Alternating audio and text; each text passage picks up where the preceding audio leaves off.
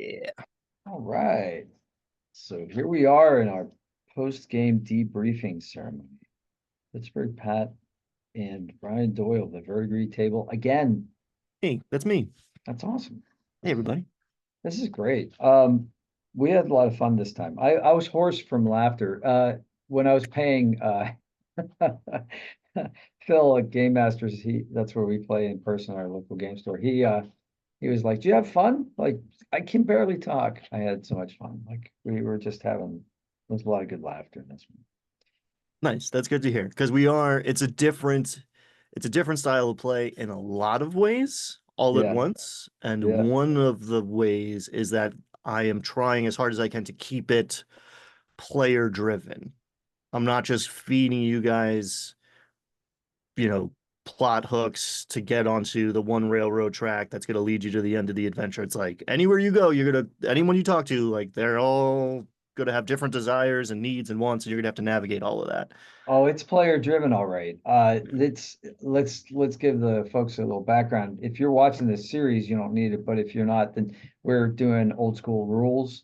And Dolmenwood is a Kickstarter project that Brian has a pre-release kind of like access to, and so we're running through it. But we're basically doing like deadly D&D, so it's not 5e. We're close to the ground, and every hit point counts. So in previous episode, we tried to capture a bounty basically, and we got a doppelganger instead. So we're carrying this dead body back to the like most prestigious walled town Not dead.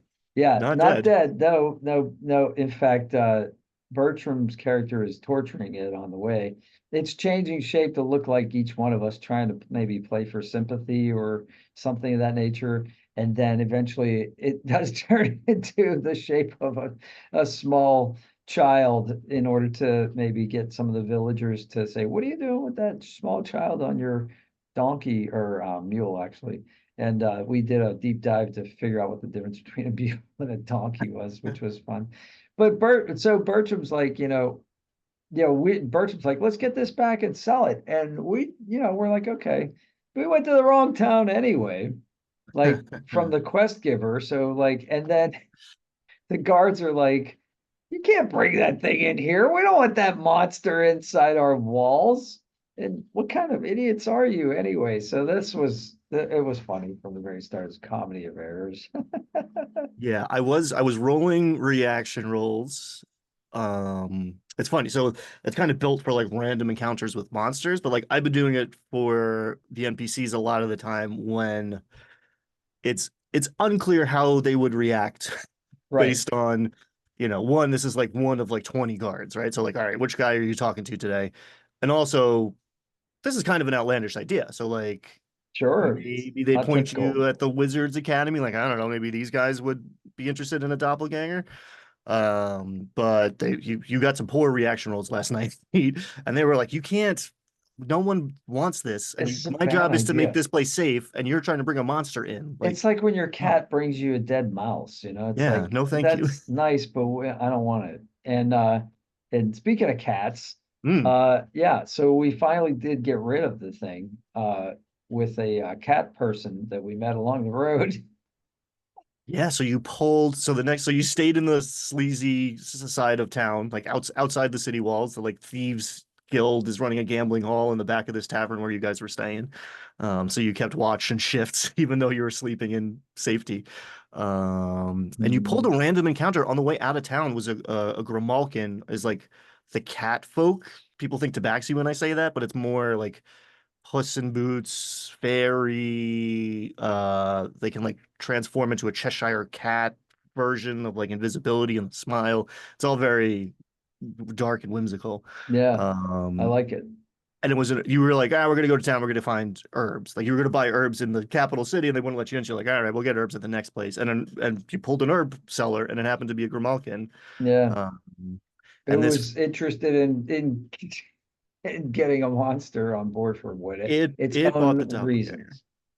Yeah, which you zero inquiry. Yeah, well, cool. We'll take some gold for this thing Mhm. without questioning what that Why do you want it? Yeah, creature might be. we just wanted to get rid of it. Yeah. But the addition with your impossibly large smile Cheshire cat thing was a wonderful image, mental Mm, image, I thought. mm. And yeah, the stay at the tavern worked out pretty well. They had we had access to this kind of not really palatable, the most palatable pipe uh weed is a thing here. So like tobacco, like tobacco. So sorry about the tobacco references. This is a mature conversation, I guess. The yeah, so that's a big deal in Dolmenwood is mushrooms have abilities, food has abilities, ale has like effects, pipeweed has effects. So we found some that was a good stimulant for staying up and being a guard. So like that was nice. That turned out to be an advantageous thing because I hadn't really considered the useful effects of that, but now I'm starting to get into the world. That's the best and potentially the worst part of Dolmenwood, but the best part of Dolmenwood is everything is given that extra passive development, right? It's all very succinct. It's not like the history of the first person to cultivate this thing. It's just like boop bullet points, but it's a D20 list of common pipe weeds, and then there's like some uncommon stuff you can find as well. And they all smell a little different, different flavor, and like different potential uh effects, let's say Effects. Yeah, benefits and side effects. sure. Absolutely. I mean, yeah, I mean, consider, like if it's the type of thing where, the house blend is like, everybody's smoking the house blend and you walk in with something that smells extraordinarily different, maybe that has an effect, social effect or something like, Mm, oh, where'd you guys get that? So, hmm yeah, it's pretty cool. I like that. It gives it a little more, it gives it some atmosphere. And yeah, there was the lady talking about her treasure map. That was kind of interesting. We walk into the back to our town of Prigwort, and there's a sailor like kind of shaking his head. The lady's got a map, and that was was that a random encounter as well? That was a random account. I mean, she's a person in Prigwort that is super useful to know, Yeah, who you almost met a month ago, but you decided to like investigate the medieval banking system instead of like I kind of dropped a hint like there's a jeweler here, and yeah. that's like kind of but she has her grandfather's treasure map of like some buried treasure on an island somewhere, which is a big open-ended thing if you investigate it. So I attached it. It's funny, we were just talking about Ghost of Salt Marsh, and you're like, was this a Ghost of Salt Marsh thing? I was like, nope. Yeah. I connected it to Hot Springs Island, which is another old school sandbox thing. But like, Okay. it's gonna be a long time if ever we go down Yeah, that geographically, route. it's like off of our map, and Yeah, it's we don't even have the ocean on our map, and apparently this is an ocean kind of thing. But she's the town jeweler, and that's useful because we can convert gold, which weighs a lot, into jewels, which don't weigh a lot, and so we kind of figured out that kind of thing. And it's these kinds of practical things that make you think about what was life like back then, I mean, not that there were a lot of people running around with jewels in their pocket, but like if you were wealthy, how did you know, what did you do? And I think that's one of the reasons maybe that, jewelry was a thing, right? Like you carried some of your wealth with you. Sometimes you displayed it, sometimes you didn't, depending on where you were on the road, but or what impression you wanted to make. And so that was, so if you think about this in terms of practical life in medieval England or the continent, like how would you transport wealth from one place to another? yeah. Right. You're not pulling out a credit card. There's no wire transfer. You're not doing Apple Pay. How do you that for me that you can get lost in the weeds with that stuff pretty quickly when you go too far down like the gamey side of it. But I think we've done well, and Dolmenwood does it well. I feel like we often do it well at the table, hit or miss. Yeah. It adds to immersion big time, where it's like these like nuts and bolts practical considerations make you more in touch with the characters on the ground. This isn't the most pleasant thing to think about, but I just was thinking about like how do you store these gems? So you could put them in you could wear them obviously, but then they're kind of subject to theft if you get taken down.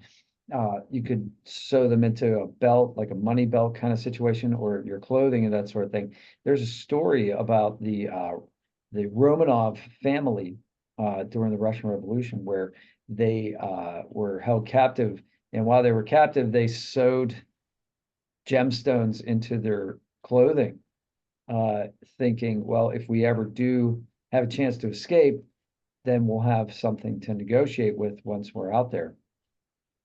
And when they were being executed, when they were being shot by firing squad, the at first some of the soldiers were alarmed because there was an seemingly magical effect. Their bullets were being ricocheted, and it was the gemstones inside of their clothes that were Hmm. deflecting some bullets. At least this is an anecdotal story. I don't know how much of this is historically verifiable, but interesting, you know, gem armor, as it Yeah, were, yeah. And we Feels like have some a like high level dwarf stuff. right, and we have a Mossling in our party now who has pine cone armor. Well, we saw a representation of pine cone armor and what that might look like, which is kind of like almost like a scale mail. It's pretty cool. Yeah, Yeah, yeah. I didn't have a great. I think he's rocking bark, which is like a step up from the pine cone. I gotcha. forget what he's rocking. But yeah, the art is great in these books. Like, yeah, the art's fantastic. I've been doing my best to like snip and share stuff because it's all very like interstitial. It's not like here's a full page. It's like here's a little thing like everywhere, Yeah, dotted through. like the original D&D books, Yeah, where you'd have like a random picture yeah. that might be associated with the text or might not. Like the old school stuff. And there was such a variety of art in the original books, different levels of drawing styles and abilities. Um, yeah, so at one point uh we were talking about going back to the Crystal Caves, and it was like, no, I don't think so. Uh, and then we decided we were going to heal up, so we decided we were going to carouse again, which carousing effects are interesting. So, like, carousing is a way to get experience, right? Sell off some of your gold, because you're not going to carry all of it with you anyway, and gain favor maybe with some of the locals.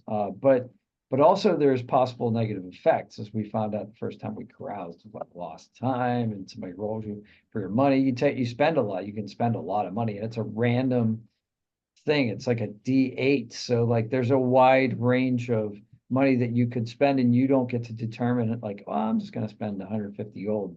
Like Mike said, I'll spend 150 gold. And you're like, nah, that's not how it works. Hmm. Hmm. Once So you get a little loose. You don't know. You go into the night with a plan. Mike Tyson, everybody has a plan until they get punched in the teeth, right? Yeah, Same thing with carousing. Everybody has a plan until that third drink, and then who yeah, knows? yeah, exactly. Number It's three will like, get you. yeah, hey, look at this back room here. Oh, it's back there. All of a sudden you're in a gambling den, or you know, Yeah, so I am using I haven't actually really modified it yet. But the 3d6 down the line carousing rules, which are fun. oh Because yeah, you can overdo it and then there's consequences and there's a bell curve of varying consequences for sure. Um, and yeah, you can basically you roll a d8 and it's multiplied by like the settlement that you're in. So you guys are in Prigwort, which is fairly small. It's not like the smallest kind of place, but it was a 150 gold multiplier. So I think somebody spent 300 gold, and you spent 1,200, I think, yeah. right? Did you I pull an rolled an eight on the eight. D8? I rolled an eight on a D8. So like, Yeah. that was my luckiest roll of the day. Yeah, good and bad. And like you're lucky you could cover Yeah, it. yeah, And then that's all XP, like okay, yeah. that gold is gone, but that now there's XP. You just doubled your, you know, So if we experience. had done that in like the capital or in the castle town, that would have been much higher modifier.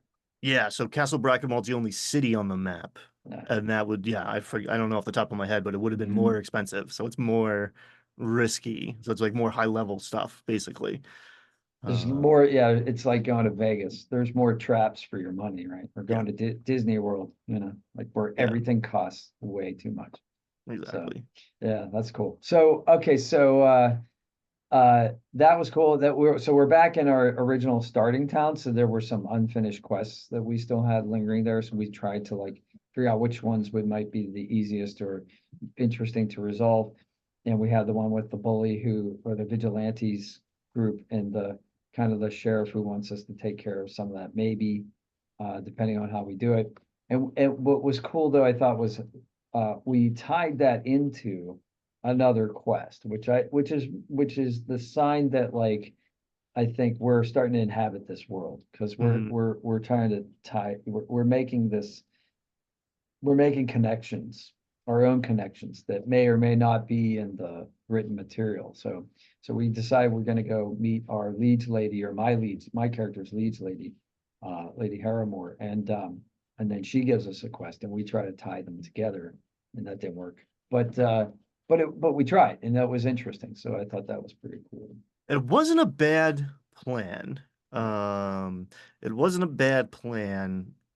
You were trying to get to Prigwort, you're like starting town more or less, answers to her.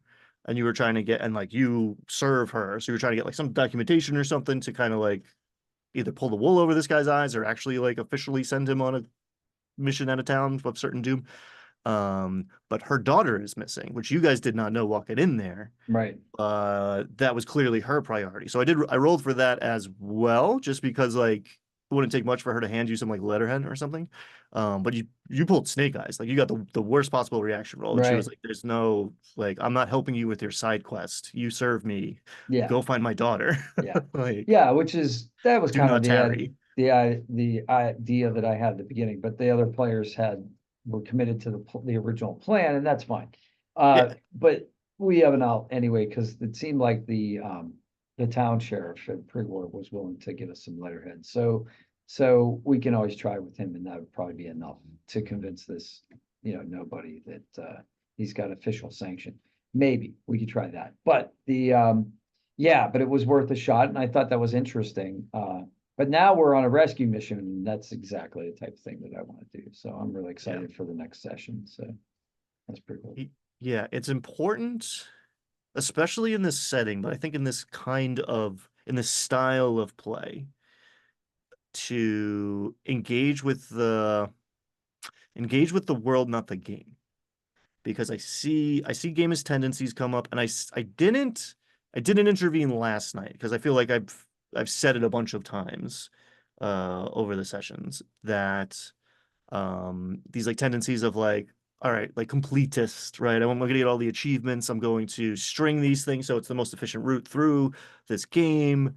And that's impossible. You're not going to complete everything. You're going to leave open loops. And so you have to decide what the priority is. And it could be, okay, what's the biggest payoff for us? Okay. Or what would my character's motivations be? And it might be what's the biggest payoff for us for some of the characters. Um, but I do see it like gamist tendencies come out where it's like, Mhm. all right, how do we do all of these things? And it's like, you're Mhm. not. You never will. You're gonna trip over adventure on the way there. I'm At gonna least, keep. yeah, at least we're starting to make the distinction between meta and in-game. So like we will Mm, actually take a break and say, okay, a meta, okay, amongst the players, here's what, this is this, but my character would do this. So like that's what I try to make that distinction, because, you know, uh, it you want to have like harmony at the table among the players, right? So you don't want everything to be all about what one player wants to do. But at some level, you know, it's like, I don't know. You have to be true to the character, right? So I mean that's, at least that's my motivation. So like, would uh King Lear go off on a side quest, uh probably not. He's got his problems with his daughters he's trying to resolve, right? So he's not going to go like siege Troy, you know. So like like you know what I mean? Like there's a limit. So I'm thinking, so that's why as soon as I realized I was looking at the map and I'm like, wait a minute, Harrowwood Hall is right there. And the guy, it what made me think about going to see the lady Harrowmore was because the hall was right there. But then they were talking about doing like downtime stuff while we were healing up. So Hmm.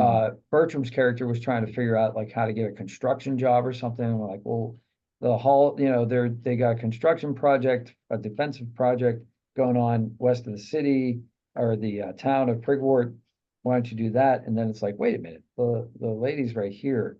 So why don't we go to the source? And yeah, so it was kind of cool how his desire, his character's desire, and the map for me interacted and made a connection. So that was neat, like having the different visual materials inform the form my ideas at least. So that's pretty cool. Yeah, and it is a beautiful map. The player's map. I mean, the on my side, I have a very functional map, which is also very quite pretty, but deeply functional, like hyperlinked hexes. Woof, it's great.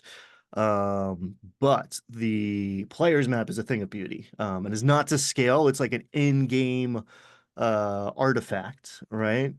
Um, and it obviously doesn't show everything, but it shows a lot of points of interest, and there's a lot of flavor on there. There's a lot of like, I've been staring at the thing in prep for months now, and like every once in a while I'll be like, oh, I didn't notice that this was like right here. Like, oh, what is this? Oh, there's a hag in Hag's Addle. That makes sense. Like, Right, right. so much cool stuff. And I think it does random encounters right, and it does like what I've strived to achieve in my like the stuff that's on the DM's Guild. Like I think a lot of people misunderstand the random and random encounter is random triggering. Like the world's doing stuff in the background whether the players are interacting with it or not, and it just so happens that like this is what they walk into. You guys walk through the city gate, the town square is busy. Who's in the town square on that day at that moment that you bump into? But what's happening is not completely random in the sense of like meaningless. You start to tug on that thread and other stuff comes with it. It is deeply interconnected with the other stuff that's happening in the game world. So go over here and I might point over there and indicate something about this place. Yeah, it's an intersection Yes, of the timing of the players meeting the events. The events are there. But it's not just a quest trigger, right? It's not just like right. it's a little more dynamic than that. And I think that's the great thing about the game is like as from a dungeon master's point of view or a game prep point of view, you can prep certain things and then have them fire when necessary or when appropriate. But then there's these wonderful tables that are there to make it even more organic. Or if the dungeon master is just out of ideas, or if or if the players take the game off the rails, then there's a way for mechanics to happen where the unexpected, you know, even for like a dungeon master, it can be unexpected and Hmm. surprising and fun. It's like, oh, well, now I'm running a heist. Oh, now I'm running an ambush. Now I'm running a Robin Hood. Like the scenario. Like when we were walking up the trail and we came across these witches who just jump out of the way out of the woods with crossbow bolts. I thought, oh, we're we're the sheriff of Nottingham, and they're the bandits. They're going to rob us. Hmm. But since we were able to talk about having being on a quest for for the one character's mother, they let us go, presumably. So I don't know what would have happened if we didn't have that tie-in, right? So it's pretty cool.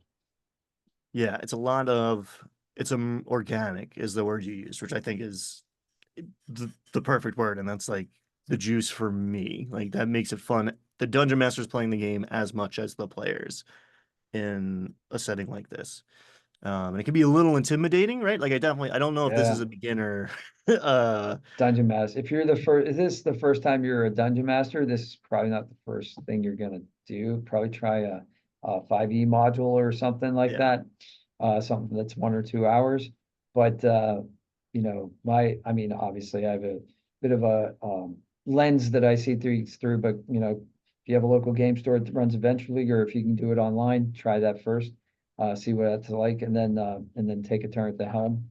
Because even worst case scenario, it's 1, 2 hours, like one, everybody's gonna have some kind of fun and you're gonna learn stuff. And you Mm. know, do it with trusted friends if you have to, if you're hesitant. But I've never been at a table where a new dungeon master was running and I didn't have fun. Yeah. So like, it's it's a cool experience. I wouldn't want anybody to be intimidated by it, because No, it's run a one shot. That's always yeah, my run a one shot. yeah, Um, get your feet wet.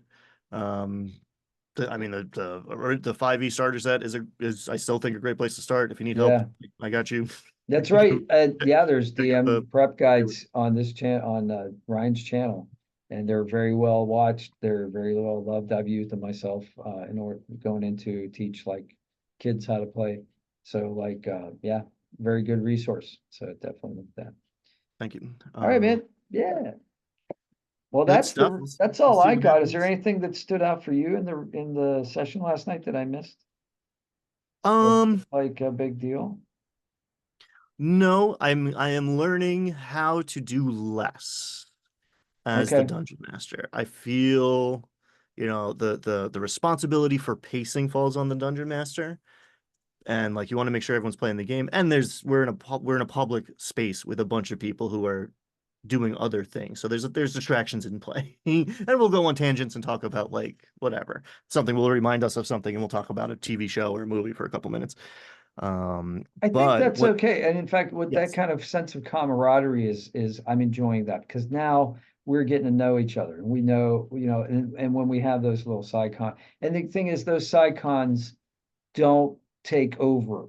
So right. like we're good enough to know like we're here to play this game, but we allow ourselves the freedom to have 5 minutes or so to talk about the latest Marvel movie that's coming out, or Exactly. rumors about like them making some epic historical fiction movie or historical documentary. And that's all great. I mean, this kind of play is open enough to do that. We're not, it's not Monopoly, it's not Risk, it's not pieces on a board where, okay, it's your turn, like, Mhm. and and that it and we're firing our imaginations. So naturally our synapses are gonna make connections, but we're also forming social connections. Because I'm new to the party, to the play group, and now I feel a part of. I feel like it's I know who Mike is a little bit. I know who Bert is a little bit. I know who you are. So like, uh, and then when we hear about each other's preferences and like, you know, not just gaming worlds, but like entertainment. Like, what do we watch for entertainment? What's your Yeah, guilty pleasure? and that's huge because it's not like we're not recording an actual play for people to watch and be entertained. Like we are entertaining ourselves. The Right, objective is to have fun. The priority right, is to have fun, not to, create Shakespearean level drama or critical role level whatever voices and right. sets Voice or acting, right? D20 Dimension 20 level comedy. Like we're there to enjoy ourselves for ourselves. So like yeah, it's our game, it's fun.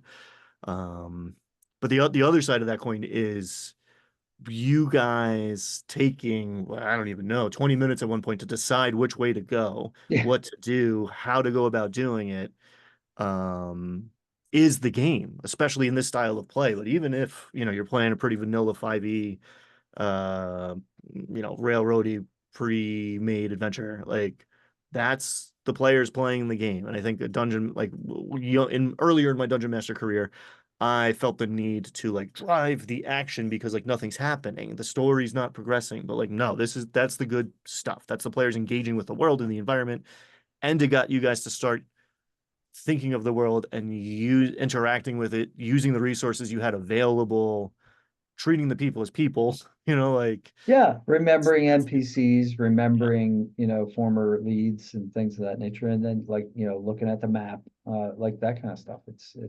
Yeah, that's when it's great. The imagination part of it. Awesome. Yeah, good times. Looking forward to next week, to game night, and then the discussion afterwards. Sounds good. All right, we'll see you on the next one.